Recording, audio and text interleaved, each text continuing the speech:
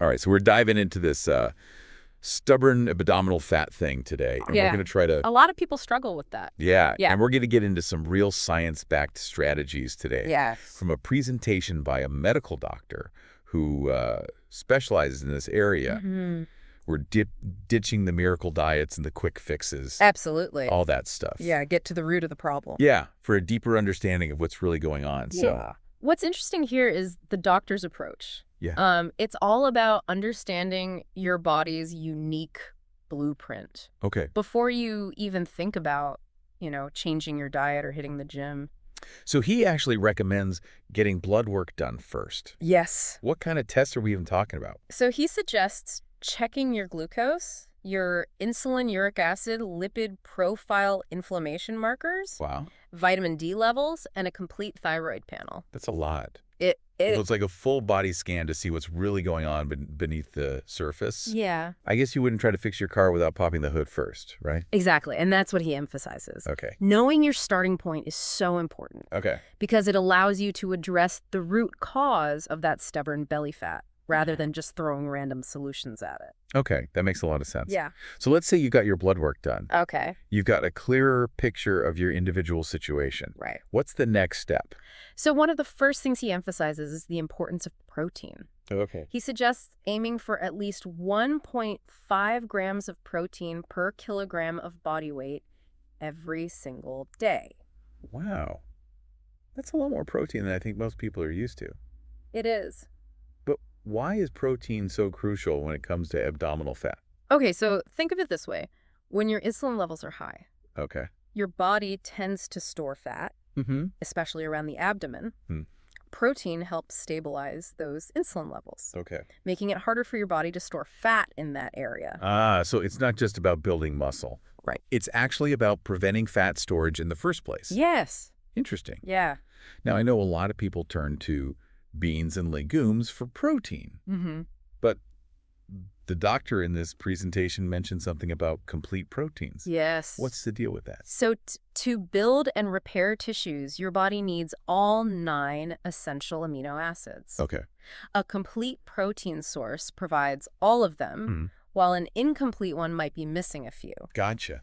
So beans are fantastic, but they don't have that full set of essential amino acids. So it's really about getting a variety of protein sources. Right, variety is key. Throughout the day. Exactly. Don't worry, we'll link to some resources on calculating your protein needs. Yes. And finding delicious recipes in the show notes. Perfect. Yeah. And while we're on the topic of macronutrients that help regulate insulin, Okay. let's not forget about healthy fats. Wait, so we're not demonizing all fats here? Absolutely not. Okay. Foods like avocado, olive oil, nuts, But and even eggs. can actually support your weight loss goals, Okay. especially when it comes to losing abdominal fat. Okay, so how do healthy fats tie into this whole insulin picture?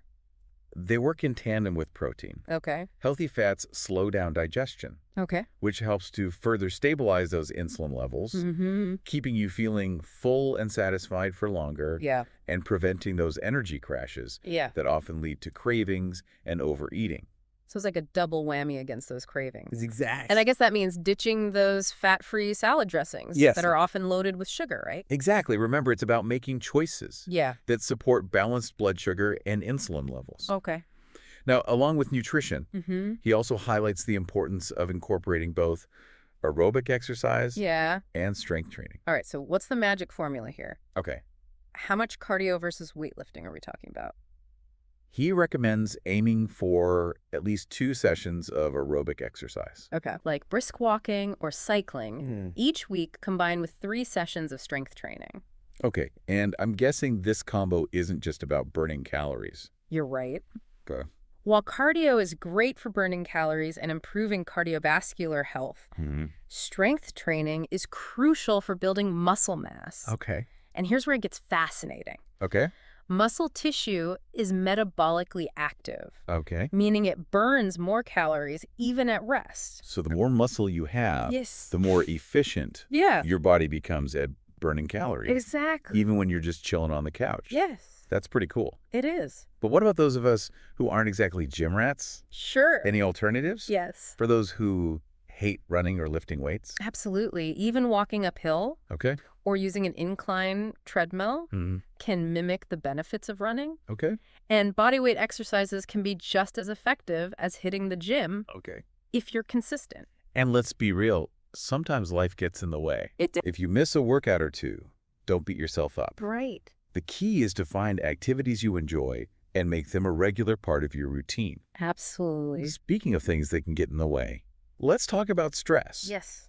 I have a feeling this is where it gets interesting. You're right. The doctor emphasizes the often overlooked impact of chronic stress on abdominal fat. Okay. When you're constantly stressed, your body pumps out cortisol. Cortisol, that's the stress hormone, right? Exactly. And while it's essential for our survival in short bursts, Okay. chronically elevated cortisol can lead to a cascade of issues, including increased belly fat storage. So it's not just about those late-night stress eating sessions. Right. It's actually a hormonal thing. Yeah, it messes with your blood sugar. I knew stress was bad, Yeah.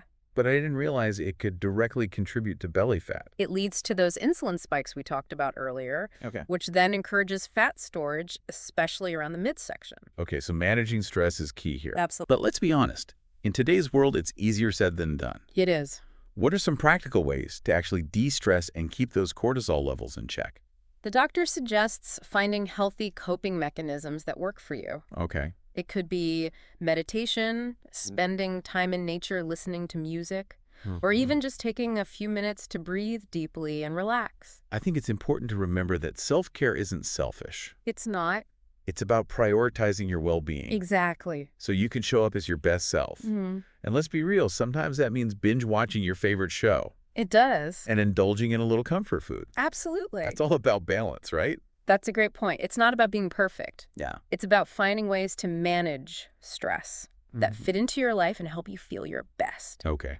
Now, alongside stress management, there's another crucial factor that often gets overlooked. Okay. Sleep. All right. I have a feeling I know where this is going. Yes. We all know we should be getting enough sleep. Right. But how does it actually impact our ability to lose belly fat? Okay, so when you're sleep deprived, your body produces less melatonin, Okay. a powerful antioxidant Okay. that helps combat inflammation and oxidative stress. Wait, back up a second. Okay. For those of us who don't have a PhD in biology, Yeah. what exactly are antioxidants? Okay. And why are they so important? Imagine your body is like an apple that's been cut open. Okay. I'm visualizing a sliced apple. Over time, the apple starts to brown Yeah. due to exposure to oxygen, right? Right. And that browning isn't exactly a good thing. Exactly. Yeah. Similar things happen in our bodies. Okay. Free radicals, which are unstable molecules, can damage our cells and contribute to inflammation and aging. Okay. Antioxidants like melatonin help neutralize those free radicals, Okay. preventing that damage. So it's like melatonin is protecting our cells from rusting over. That's a great analogy. Oh. And when you're not getting enough sleep, you're essentially depriving your body of this powerful antioxidant protection, which can lead to increased inflammation and even make it harder to lose weight, especially that stubborn belly fat. Wow. I never thought of it that way. Yeah. But it's not just about the quantity of sleep, right? Right. The quality matters too. Absolutely. It's about reaching those deep, restorative stages of sleep Okay. where muscle repair and hormone production occur. And as we've discussed, both of those things are essential for losing abdominal fat and improving overall health.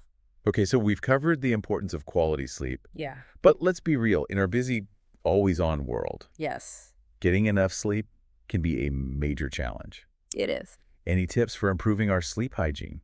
We'll delve into those in more detail later. Now let's shift gears to another often overlooked factor Okay. that's crucial for overall health. And yes, even losing abdominal fat. Okay. I'm intrigued. Hydration. You're not just talking about drinking enough water, are you? You're right. While water is essential, it's not the whole story. Okay. Electrolytes play a critical role in hydration as well. Okay, so remind me, what exactly are electrolytes? Electrolytes are minerals that carry an electric charge when dissolved in fluids, like our blood. Okay. Sodium, potassium, and magnesium are some key electrolytes that are crucial for a whole host of bodily functions. All right, so we're not just talking about those sports drinks athletes chug after a workout. Not exactly. Okay. While those drinks can be helpful for replenishing electrolytes after intense exercise, It's important to remember that we need electrolytes for everyday functions too. So what exactly do electrolytes do? Oh, That's so important for our health. well, for starters, Yeah. they help regulate fluid balance in our bodies. Sodium in particular often gets demonized, Yeah, I was going to say. but it's actually essential for helping our cells absorb and retain water. So all that low sodium hype might actually be backfiring. In some cases, yes. Wow. When you're constantly restricting sodium, your body can become depleted of this crucial electrolyte, Okay. which can lead to dehydration, even if you're drinking plenty of water. That's pretty counterintuitive. It is. So how does dehydration affect our ability to lose belly fat? Well, think of it this way. When you're dehydrated, Okay. your metabolism slows down, making it harder to burn calories efficiently. Yeah. Plus, dehydration can lead to increased cravings, Yeah. especially for salty and sugary foods. So it's a vicious cycle. Exactly. You're dehydrated, so you crave junk food, Right. which then further dehydrates you. Yes. It's like a recipe for belly fat disaster. It is, and it's not just sodium that plays a role in hydration. Okay. Potassium and magnesium are crucial for muscle function, nerve transmission, Okay. and even regulating blood sugar levels. Yeah. All of which indirectly impact our ability to lose weight, Yeah. especially around the abdomen. Okay, so electrolytes are clearly important. Yes, they are. What are some good sources of these essential minerals? Great question. You can find sodium naturally in foods like unprocessed meats, Okay. seafood, and even some vegetables. So it's not just about table salt. Right. And for potassium, bananas, avocados, Okay. sweet potatoes, and leafy greens are all excellent sources. What about magnesium? Foods like almonds, spinach, black beans, and dark chocolate, Dark chocolate. You had me at dark chocolate. all rich in magnesium. Now, before we move on to the next step, Okay. I just want to recap what we've covered so far, Absolutely. because it's a lot to take in. It is. We've talked about the importance of understanding your individual starting point through blood work, Yes. the power of protein and healthy fats for regulating insulin, Yes. the often overlooked roles of stress, sleep, and hydration on our overall health and ability to lose abdominal fat. Yeah. It's like a holistic approach, It is. taking into account all these different facets of our lives. Mm-hmm. And I think that's what makes it so refreshing. Yeah. It's not just about restricting calories or punishing yourself at the gym. Right. It's about creating a sustainable lifestyle that supports your overall well-being. Exactly. Now let's delve into the next step. Yeah. Carbohydrates. The dreaded C word. I'm sure you've heard a lot of conflicting information about carbs. I have. So let's set the record straight. Okay. I have a feeling this isn't about going no carb though, right? You're right. It's not about eliminating carbs altogether. Okay. It's about understanding the different types of carbs Okay. and choosing the ones that will support your goals rather than hinder them. Okay, so let's break it down. Okay. What kinds of carbs should we be prioritizing? Okay. And which ones should we be limiting? The doctor in this presentation emphasizes the importance of minimizing refined carbohydrates. All right, so for those of us who aren't nutrition experts, Yeah. what exactly are refined carbohydrates? Think white bread, Okay. white rice pasta, Yeah. sugary cereals, and pastries. Okay. Basically anything that's been heavily processed and stripped of its natural fiber and nutrients. So the usual suspects. Exactly. But why are these refined carbs so problematic? Okay. Especially when it comes to losing abdominal fat. Well, they get digested very quickly, Uh-huh. leading to rapid spikes in blood sugar and insulin levels. And we already know that high insulin levels encourage fat storage, Exactly. particularly around the belly. Yes. Now, on the other hand, complex carbohydrates are Yes. digested more slowly, Correct. providing sustained energy Yes. and keeping you feeling fuller for longer. Yes. Okay, so what are some good sources of these complex carbs? Think whole grains like brown rice, Okay. quinoa, and oats, hmm as well as fruits, vegetables, and legumes. So it's about making smarter choices, Exactly. not about deprivation. Right. And speaking of making smart choices, let's talk about fiber. Bring on the fiber. I know it's good for us, Yes. but how does it specifically help with losing belly fat? Okay, well, for starters, fiber helps slow down digestion Okay. and keeps you feeling full and satisfied, Yeah. which can prevent overeating, but there's more to it than that. Okay. Fiber acts as a prebiotic, Okay. meaning it feeds the good bacteria in your gut. Wait, so our gut bacteria actually play a role in weight loss? Absolutely. A healthy gut microbiome Okay. is crucial for regulating weight, improving insulin sensitivity, and reducing inflammation. Okay. All of which contribute to losing abdominal fat. Wow. So it's not just about what we eat. It's also about how well we're digesting and absorbing those nutrients. Exactly. Our gut bacteria are like our little helpers in the fight against belly fat. That's a great way to put it. And the best way to support those beneficial gut bacteria is by feeding them with plenty of fiber. Plenty of fiber. All right, so how can we make sure we're getting enough fiber in our diet? Okay. I know leafy greens are a good source. Yeah. But are there other ways to boost our fiber intake? Absolutely. Think beyond the salad bowl. Okay. Fruits like berries, apples and pears are packed with fiber. Okay. As are legumes like lentils and chickpeas. And let's not forget about those whole grains we talked about earlier. Yes. Brown rice, quinoa, oats. Exactly. All great sources of fiber. They are. And here's a pro tip. Okay. Don't peel your fruits and veggies if you don't have to. Okay. A lot of the fiber is concentrated in the skin. So an apple a day with the skin on might actually help keep the belly fat away. Now, as we approach the end of these 10 steps, the doctor offers a powerful reminder. Be patient and kind to yourself. Okay. Sustainable change takes time, and it's not about perfection, it's about progress. Yeah, it's so easy to get caught up in that quick fix mentality. It is. But this doctor emphasizes that lasting change is a journey, not a sprint. What's the 10th and final step he recommends for achieving sustainable weight loss? Especially when it comes to losing abdominal fat. Yeah. The 10th step focuses on creating a sustainable and enjoyable way of eating. Okay. It might sound simple, but this is where so many people stumble. Okay. I get that restrictive diets are tough to maintain. Right. But what does he mean by a sustainable and enjoyable way of eating? Yeah. Isn't that a bit subjective? So he encourages his patients to become masters of their own nutrition. Okay. It's not about blindly following someone else's rules. But understanding how different foods affect your body. Okay. And then making choices that align with your individual needs and preferences. So it's like personalized nutrition. Exactly. That sounds pretty empowering. It is. He talks about developing a deeper awareness of how different foods make you feel. Okay. Your energy levels, your mood, even how well you sleep. Yeah. It's about tuning into your body's signals. Okay. And making adjustments based on what you learn. That's so different from the whole good food, bad food mentality. It is. That a lot of diets promote. Right. It sounds like a more mindful way of approaching food. He emphasizes the importance of making this way of eating adaptable to your life. Okay. So whether you're traveling, attending social events, or just navigating your daily routine, you have the knowledge and skills to make choices that support your goals without feeling deprived or restricted. So it's more about finding a balance that you can live with long term. Exactly. Rather than being super strict and then falling off the wagon. Right. Does he give any practical tips on how to actually do that?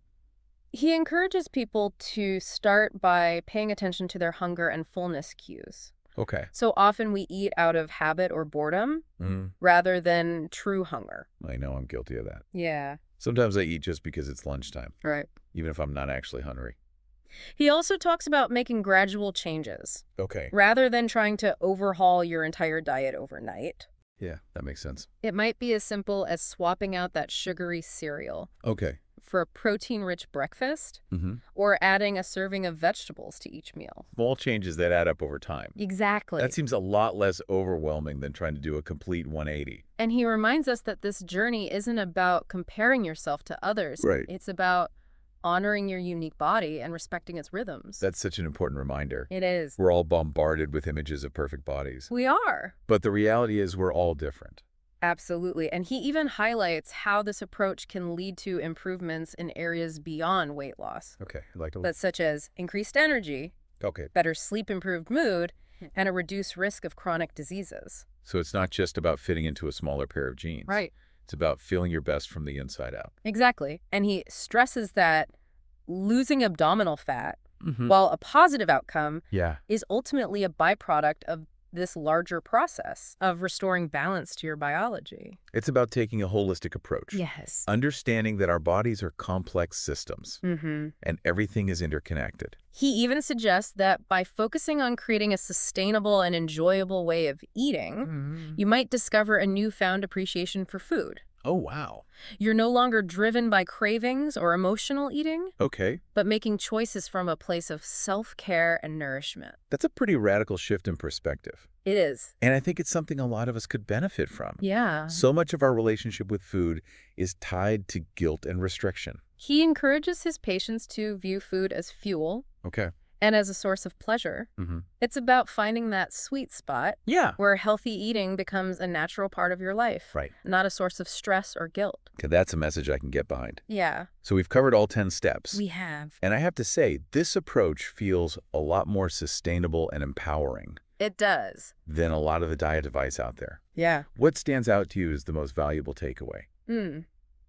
I think for me, it's that shift in perspective. Yeah. Yeah. From focusing solely on weight loss to embracing a more holistic approach to health. I agree. Yeah, it's so easy to get caught up in wanting to see that number on the scale go down. Right. But this deep dive really highlights how everything is interconnected. We've talked about the importance of getting blood work done. Right. To understand your individual starting point. Yeah. The power of protein and healthy fats, the often overlooked roles of stress, sleep, and hydration. Right. And how even our gut bacteria play a role in weight management. And it all comes back to that final step. Yeah.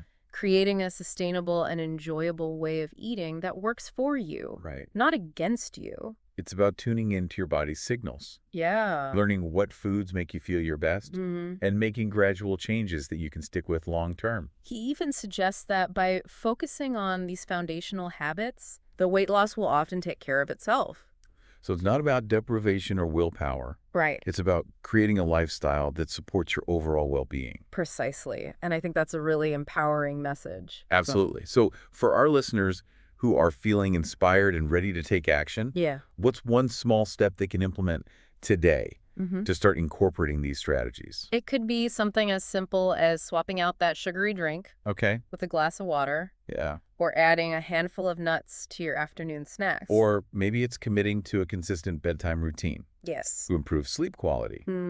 Or finding a stress-reducing activity you enjoy. Exactly. It's not about making drastic changes overnight. Right. It's about those small, consistent actions that over time can lead to profound transformations. And remember, this is a journey, not a destination. It is. There will be setbacks along the way. There will. But it's about getting back on track and continuing to move forward with patience and self-compassion. We've covered a lot of ground today exploring the science-backed strategies for losing abdominal fat. Yeah.